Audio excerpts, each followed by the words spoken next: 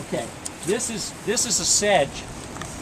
This is crinkle leaves. I think it's crinkle leaves. No, it's not. It's another sedge. I'm not sure which sedge it is, but this is a sedge. And the general rule is sedges have edges and rushes are round. So if you roll it in your hand, most sedges are triangular in cross section. So if you roll it in your hand, you can feel it. Plus they tend to have seed heads that look like this in one form or another. And rushes have more broken up seed heads. See if you can see one around here. There's a soft rush right next to your foot, the dark green one, all the way back there, the last. And if you were to roll that in your fingers, not that one, the dark green one all the way back. If you roll one of those in your fingers, it's round.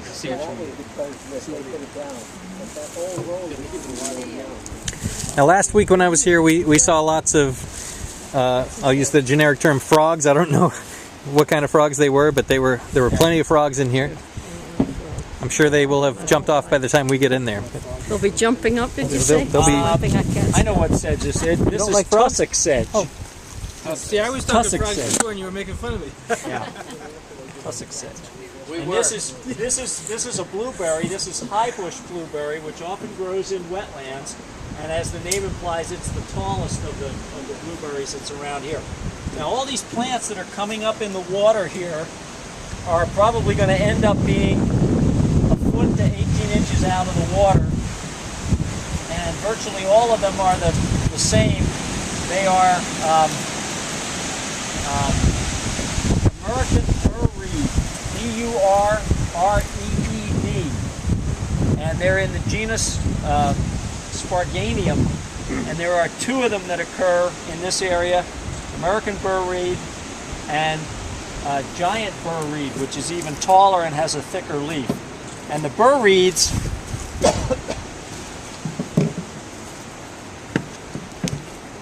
see if I can stay out of the water.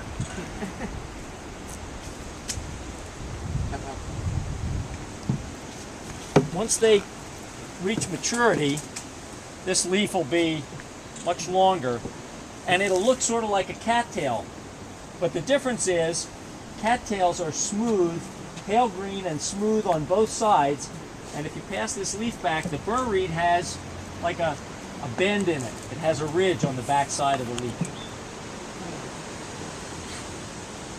And the name Burr Reed refers to the reproductive structure, which is kind of a little bit smaller, bigger than a marble and smaller than a golf ball, and it looks kind of like a pineapple. It's got little seed bumps all over it, and it's round, and that's the burr. Forms a seed head. Yeah, it's on a stalk.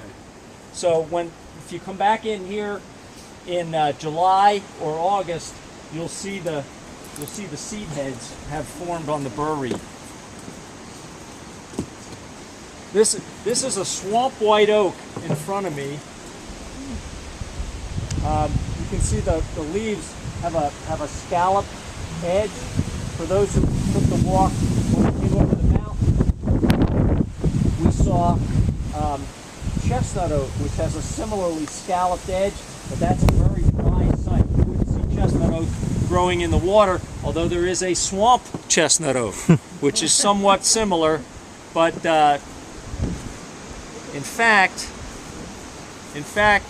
that is a swamp chestnut oak. I was wrong. That's not swamp white oak. I think that's swamp chestnut oak. The chestnut oaks have these very deep furrows in the bark, and I think that's a swamp chestnut oak. Let's see what else we got. There's a red maple. We talked about those being the edge of the wetland type species. Oh, over here, the small tree.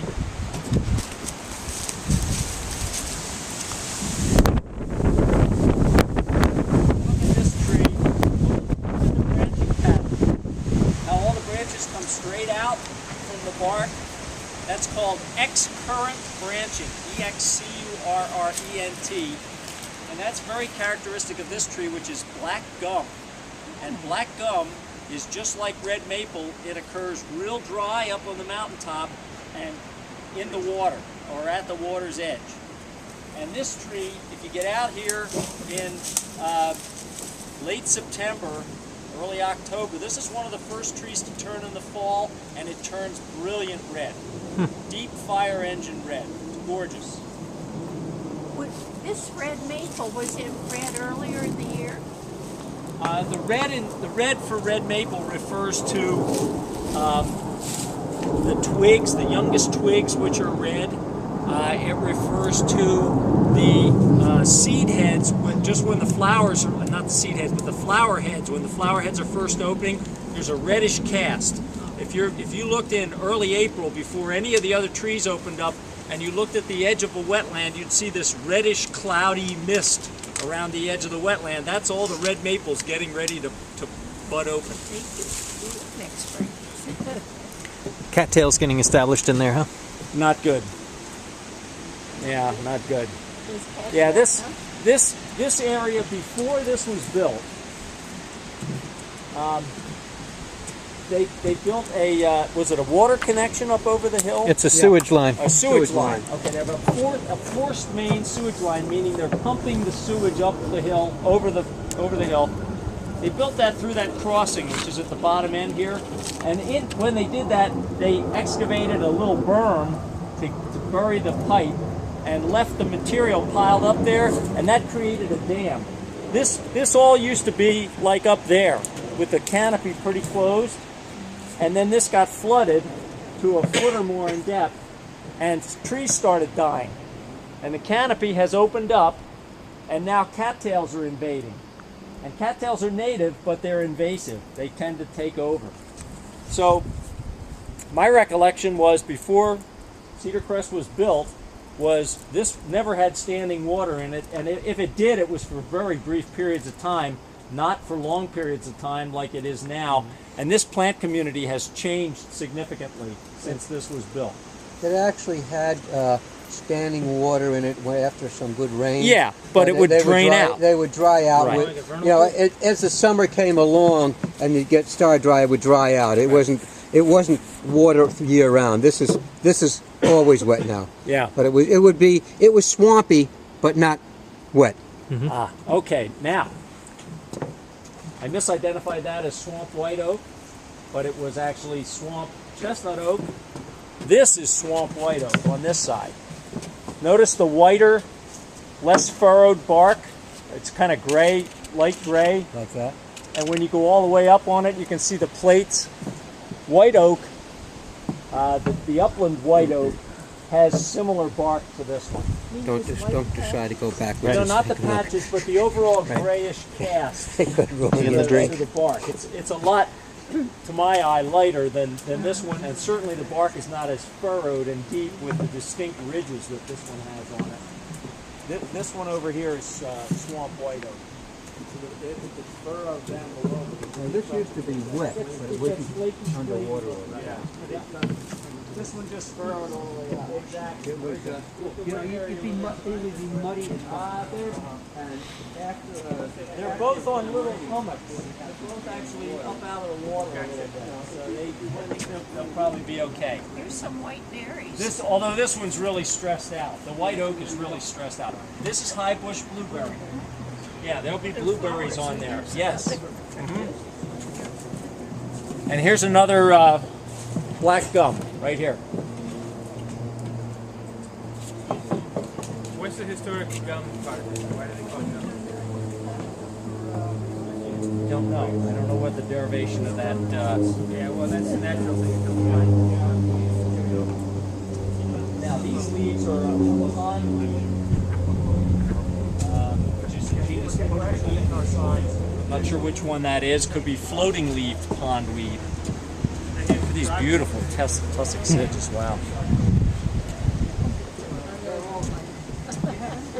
This plant is another kind of an edge of the wetlands plant. You see, it's growing up on the little tussock here, or this hummock where the tree is.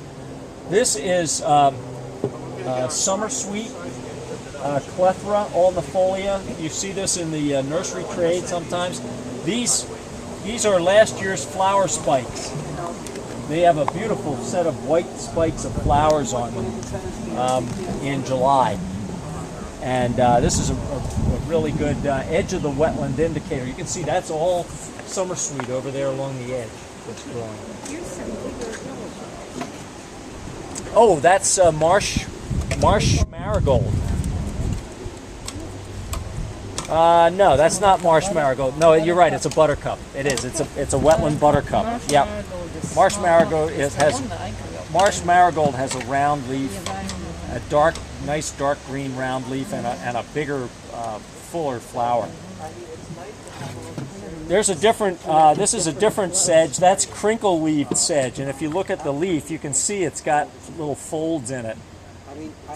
That's a different one. Well, here's another nest. Oh yeah, here's a pileated hole, and it looks like all feeding holes to me.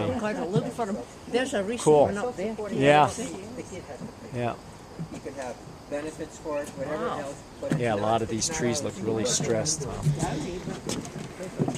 I mean, you want to Now, some of the scouts have asked for projects, and one of the projects I keep telling them is to come out here and pull things like cattails. Is that The key with cattails is to pull slowly. Just pull real slow. If you pull quickly, it'll break, and then you're done. Now, right behind us was a that was the oriole. There. that's an oriole? Come on. There you go, right there. That's a female. Kind of yellowish, Yeah. with black wings. Their male will be brilliant orange. But seeing a pair here, that's good news. It is. But recall, I was talking about the open canopy, and here it is. Now this, at the base of this tree,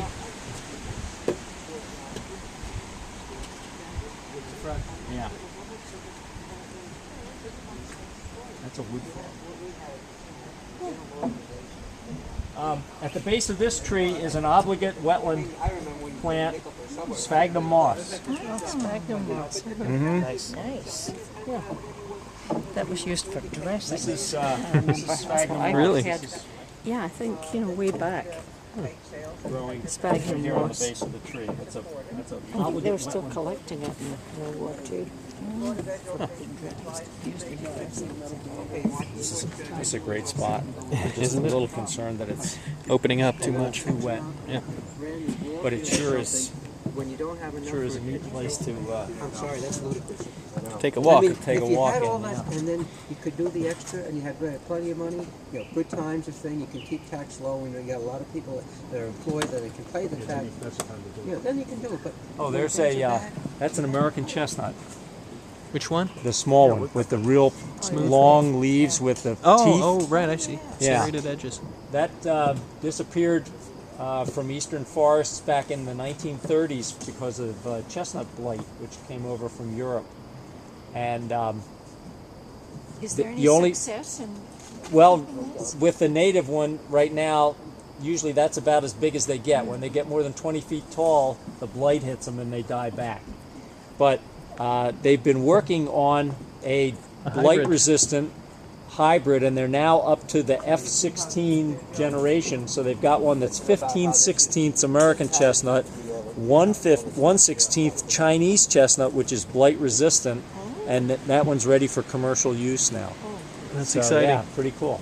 Yes. What was this? Oh, good spotting there. I walked right past it. This is one of the really interesting. There are a number of different ferns that occur in the marsh. This is royal fern, and these are the reproductive structures here, which will get real brown. Yeah, that's Brown is a cinnamon fern, like that? yeah, like that, but not quite the same cinnamon color. But excellent, very good.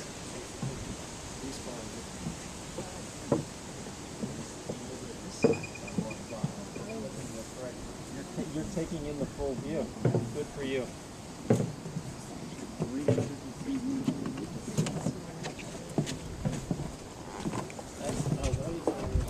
think what we'll do is a little bit older black gum.